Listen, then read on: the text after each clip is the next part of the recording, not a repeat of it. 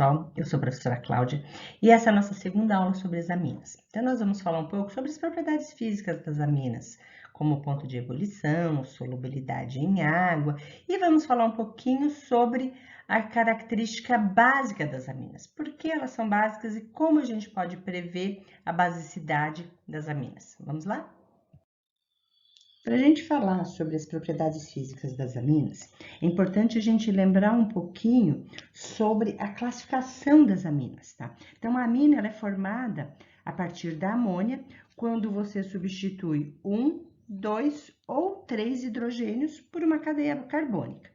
Quando você substitui apenas um hidrogênio, como é o caso dessas três, nós temos uma amina primária. Quando 2 hidrogênios são substituídos, nós temos uma amina secundária. E quando os 3 hidrogênios são substituídos, nós temos a amina terciária. Bom, por que é importante a gente saber classificar as aminas em primária, secundária e terciária? Para a gente conseguir perceber qual tipo de interação entre as moléculas irão existir. Então, a ligação de hidrogênio é uma possibilidade quando você tem uma amina primária ou secundária, porque ela vai ter pelo menos um hidrogênio livre e tem um nitrogênio na molécula, né? E essas ligações existem nessa situação, quando você tem o hidrogênio ligado a flúor, oxigênio ou nitrogênio na molécula. Como o nitrogênio é o elemento mais eletronegativo, vai ter aí o polo negativo da molécula e o hidrogênio vai ser o polo positivo. Então, por exemplo, no caso da água, existe a ligação de hidrogênio, que é o polo positivo da molécula de água, com o polo negativo.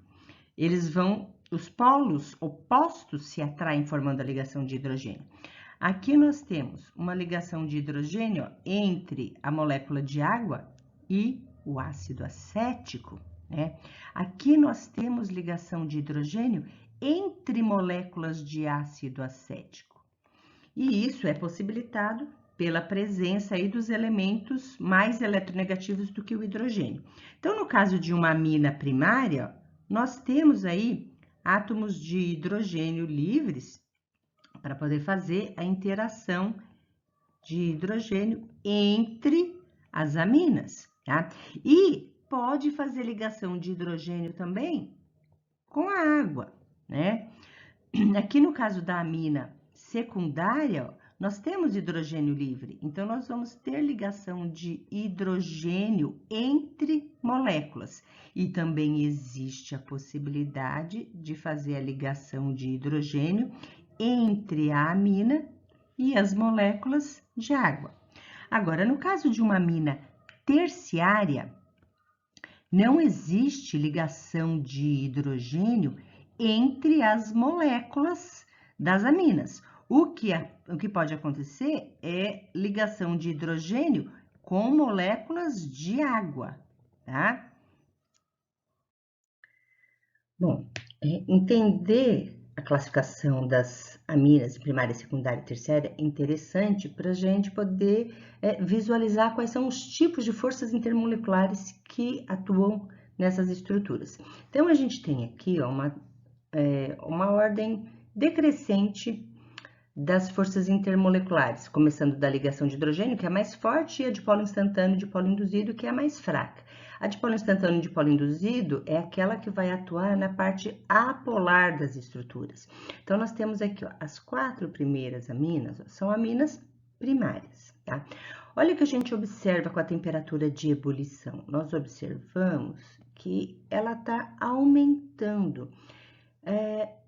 Conforme está aumentando a cadeia lateral aqui, ó, da amina, está aumentando as forças intermoleculares de polo instantâneo e de polo induzido, porque todas elas fazem ligação de hidrogênio, né? Visto que nós temos aqui, ó, o hidrogênio, que vai ser o polo positivo de uma molécula, e o nitrogênio, que vai ser o polo negativo de outra. Então, elas vão se atrair fazendo a ligação de hidrogênio, tá? Mas nós temos aqui a parte da cadeia carbônica, que elas vão se atrair através da dipolo instantâneo e dipolo induzido. Agora, quando você tem mais um carbono na molécula, olha aqui nesse exemplo, ó. Então, nós temos aqui é a parte apolar. As forças de atração aqui é de polo instantâneo e de polo induzido. Agora, aqui temos a ligação de hidrogênio, tá? Temos aqui o exemplo de 4 carbonos na molécula. Ó. Então, ó, já está aumentando a intensidade das forças de polo instantâneo e de polo induzido. E temos a ligação de hidrogênio. Então, conforme vai aumentando a cadeia lateral, vai aumentando as forças aí de atração. E para você conseguir fornecer energia para romper essas ligações e passar essa molécula do estado líquido para o estado gasoso, você vai precisar de mais energia, tá? Então, essa quantidade a mais de energia está expressa na temperatura de ebulição. Lembra que ó, a temperatura de ebulição é a passagem do estado líquido para o estado gasoso. Qual é a diferença?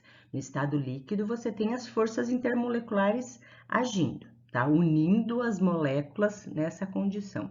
No estado gasoso, as moléculas já estão mais espaçadas. Então, o que aconteceu aí? Romperam-se as ligações intermoleculares. Quanto mais forças atuam nessa estrutura, maior vai ser a temperatura de ebulição. Lembrando que essa temperatura também, ela vai aumentar com o aumento da massa molar, né? Aumentou a cadeia lateral, tá aumentando a massa molar, ok? Agora aqui, dá uma olhada no que acontece nas aminas secundárias. Então, secundárias nós temos aqui 2 exemplos, ó, a dimetilamina e a dietilamina. Na dimetilamina, nós temos aqui a cadeia carbônica, cuja atração aqui vai ser a de polo instantâneo e de polo induzido. E aqui no nitrogênio e hidrogênio, nós temos a ligação de hidrogênio. Então, o ponto de ebulição dela, ó, 7 graus. Agora, olha o que acontece quando a gente muda para dietilamina. Então, tá aumentando. Por quê? Tá aumentando a atração entre a parte apolar das moléculas e a gente tem aqui a ligação de hidrogênio também. Então, tá aumentando a massa molar, tá aumentando a cadeia lateral, então aumenta a temperatura de ebulição. Se você for comparar ó, propilamina, por exemplo, e dietilamina, tá? Por que aumenta a temperatura? Porque, ó, além de aumentar a massa molar, tá aumentando aí a atração entre as cadeias laterais, né? Aqui nós tínhamos só 3 carbonos, e aqui na dietilamina nós temos 2 carbonos na cadeia lateral aí para fazer a atração. Quando nós temos uma amina terciária, nós não teremos a ligação de hidrogênio entre as moléculas, né? Mas nós teremos, entre os grupos metila, por exemplo, aqui no trimetilamina, nós teremos a atração aí de polo instantâneo e de polo induzido, né? Na cadeia carbônica, e teremos uma pequena atração aí entre os átomos de nitrogênio, né? Que vai fazer a ligação de polo instantâneo, de polo, aliás, né? Porque é a parte polar. A mesma coisa vai acontecer na trimetilamina, e aqui sobe bastante a temperatura de ebulição. Por quê? Porque a cadeia lateral aí da trietilamina, nós temos 2 carbonos, então você vai ter mais interações além da ligação de polo, que vai ter aí na parte polar da molécula, que é o nitrogênio de uma com o nitrogênio da outra, né? Então, veja, como que a gente vai explicar a solubilidade das aminas em água? Então, ó, veja que essa aqui é a estrutura da água. Para ser solúvel nela, tem que fazer ligações de hidrogênio, porque a água tem hidrogênio e oxigênio, certo? Então, se você pega ali uma amina primária, vai haver a possibilidade de formar ligações de hidrogênio, porque os polos positivos e negativos, ó, eles vão se atrair, tá vendo? O negativo é o nitrogênio e o oxigênio, o positivo é o hidrogênio. Então, vai dissolver numa boa. Ainda mais que a cadeia lateral aqui é pequenininha, né? Nas aminas secundárias também acontece isso, ó. você vai ter atração aí entre as moléculas, que é a ligação de hidrogênio, tá?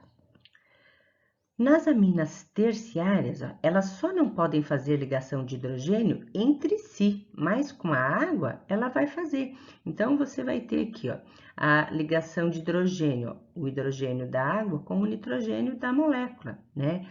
Então, elas serão solúveis, mas tem um limite. Tá vendo aqui, ó? Trimetilamina, trietilamina. Por que diminuiu a solubilidade da trietilamina em relação à trimetilamina? Por causa do tamanho da cadeia lateral. Qual que é a diferença aí da cadeia lateral entre a trimetilamina e a trietilamina? É de um carbono, né? Aqui, ó, você vai ter mais um carbono, aqui mais um, aqui mais um. Então, a parte apolar da trietilamina, ela vai ser maior.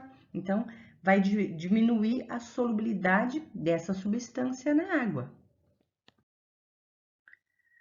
Bom, então, vamos falar um pouquinho sobre o caráter básico das aminas. Elas apresentam um caráter básico fraco, idêntico ao do amoníaco. Por quê? Porque tem um parzinho de elétrons livres lá no nitrogênio.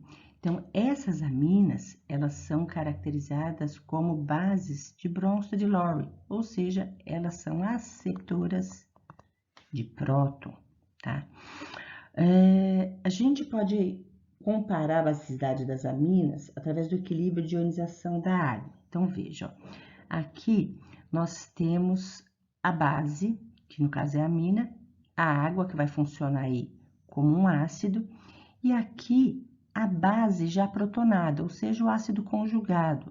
Então, quando essa base recebe muitos prótons, esse equilíbrio está deslocado para a direita. E aí, nós podemos equacionar a constante de equilíbrio dessa reação, que a gente chama de Kb. Tá? Então, aqui nós temos, ó, produtos sobre reagentes. Se o equilíbrio está muito deslocado para a direita, o que significa isso? Que nós temos uma concentração grande desse ácido conjugado. Se aqui a concentração é alta, significa que essa constante de equilíbrio é alta, ou seja, a base é forte, tá? Então, aqui ó, a gente tem essa tabela com o Kb das aminas primárias, secundárias e terciárias. E você pode perceber que todas elas têm um valor maior do que o Kb da amônia, né? Como que a gente explica isso? Então, dá uma olhada. O grupo metila, ele tem um efeito, ele atua com um efeito que chama-se efeito indutivo. Ele consegue empurrar elétrons para o grupo amino. Então, esse parzinho de elétrons aqui, por exemplo, na amina primária, ele vai estar mais disponível para reagir com os prótons H+, né? No caso aqui, ó, da etilamina, ela vai ter um efeito indutivo maior ainda, então o parzinho de elétrons vai estar mais disponível ainda. Agora, seria de se esperar que a trimetilamina tivesse uma constante, né, maior do que, por exemplo, a dietilamina. Só que a gente percebe que é menor. Por que acontece isso? Apesar de ter 3 grupos aí atuando com esse efeito indutivo para o par de elétrons. Acontece que como esses grupos, eles são grandes, eles têm um impedimento estérico grande, ele vai dificultar o acesso ao próton. Então, isso faz com que a constante aí da base seja um pouquinho menor, tá? Espero que vocês tenham gostado da aula.